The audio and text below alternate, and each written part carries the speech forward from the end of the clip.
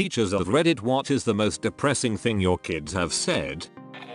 I've had a lot, but one morning 2 students came in early to my room and asked if they could use my student computer. I said sure, and figured that they just needed to finish a project and knew I always got to school early. Nope.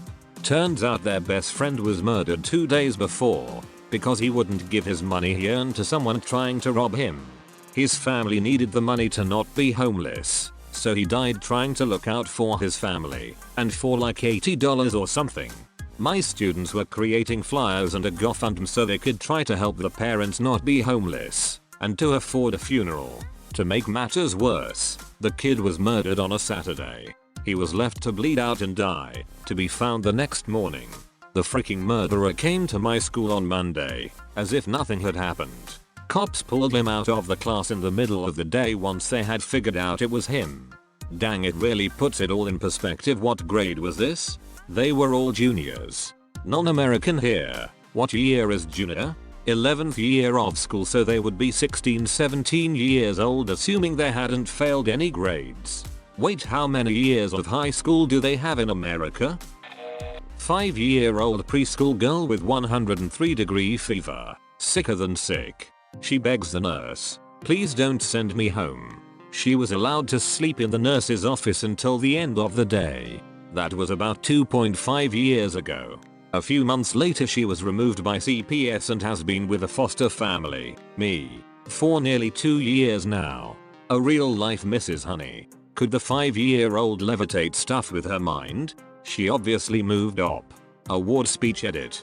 Give your awards to OP, they deserve it far more than me. Thank you so much for taking that pull, sweet girl in, you're an incredible person. Holy it. So glad she's in a better place now. One of my students who was always in a good mood came into the class looking very down. She was not acting her usual self. I had to get onto her several times for being on her phone again, very unlike her. She asked if she could speak to me in the hallway. "Kid, I'm sorry for being in such a bad mood today. Can I tell you why?" Me. "Of course." Kid proceeds to take her cardigan off. She had a tank top on underneath and showed me welts that she had gotten the night before from her mother beating her with an electric cord. She says, "My mother beat me for no reason last night and I don't know what to do." Sadly, it was not the first time I had to report. I'm glad she felt comfortable enough to show you. I wonder how many other kids say nothing and just get yelled at by their teacher, making a bad situation worse. My whole K-8 life, I wasn't beaten with a cord, but life at home was it, and then I struggled in school so I'd get in trouble. I was constantly stressed the hell out.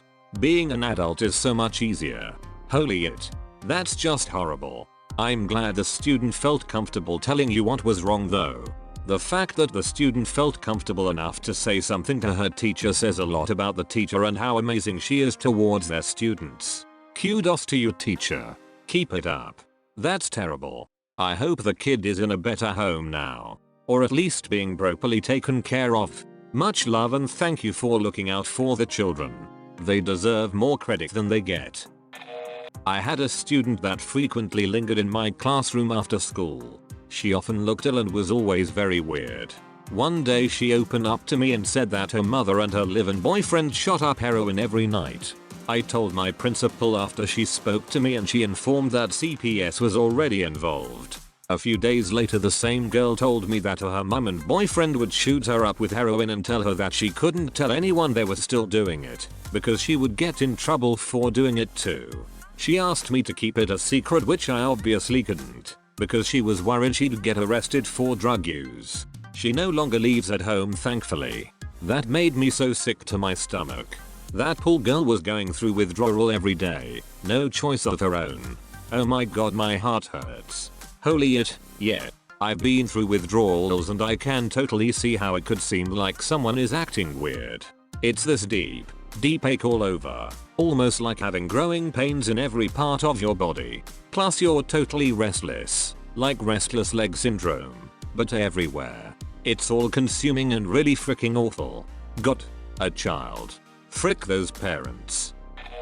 I teach pretty much exclusively college freshmen, and by that point they all have that fatalistic sense of humor anyway, but it gets real sad when they get to the end of their rope. Nothing specific that I can remember, but a lot of why did I think I could make it in college, I'm too stupid for this, I should drop out, and they actually mean it. Stuff like that. Monday, however, a student asked to talk to me before class and said, I know this paper is important and all, and I don't want you to hate me, but I couldn't get my paper done, and I'm used to this sort of thing. I mean, it's just natural. But then he take a deep breath and blurts out, my dad called me last night and told me he was leaving my mum and moving away, so he's leaving me too, and I just couldn't deal with it. I'm really sorry if you're mad at me. It just hits me hard when they have to deal with more than they should, and on top of that they think I've formed a personal opinion of them and that I'm going to think badly of them based on something like this. I had a tape pull me aside and get pissy with me because I half-assed an assignment and usually did better work. I explained that my mum just had surgery to deal with her recently diagnosed breast cancer, and so I wasn't really focusing much on that work. She still berated me over it. I'm glad you care more about what's going on in your students' lives. Frick your I'm one myself. Would tell them that myself if I knew them. The number of people being paid to teach who have no empathy whatsoever is staggering, and I hate it. If I ever noticed my students were slipping, I'd quietly send them an email asking if everything was alright, and if not, I'd figure out how to help them. That's the bare minimum of human decency that should be required to teach, but alas. I, as a student with severe mental health problems, actually did that to a professor of mine like 4 years ago. I went to her office before class the day a big term paper was due, and just told her that I was completely overwhelmed and I hadn't even started the paper, because I was dealing with frustrating runaround trying to transfer universities, trying to sort out my apartment lease, ex-girlfriend troubles, and trying to explain to my family how miserable I was, on top of 4 other classes worth of homework. I was almost crying, because I was in so much emotional pain. I am so thankful that my professor had such a kind heart. She understood my need to take some time to myself to get things figured out. She talked with me for almost an hour and she allowed me an unlimited extension on the assignment. I could take as long as I needed, as long as it was turned in before the last day of the semester. I turned the paper in 2 weeks later and got an A.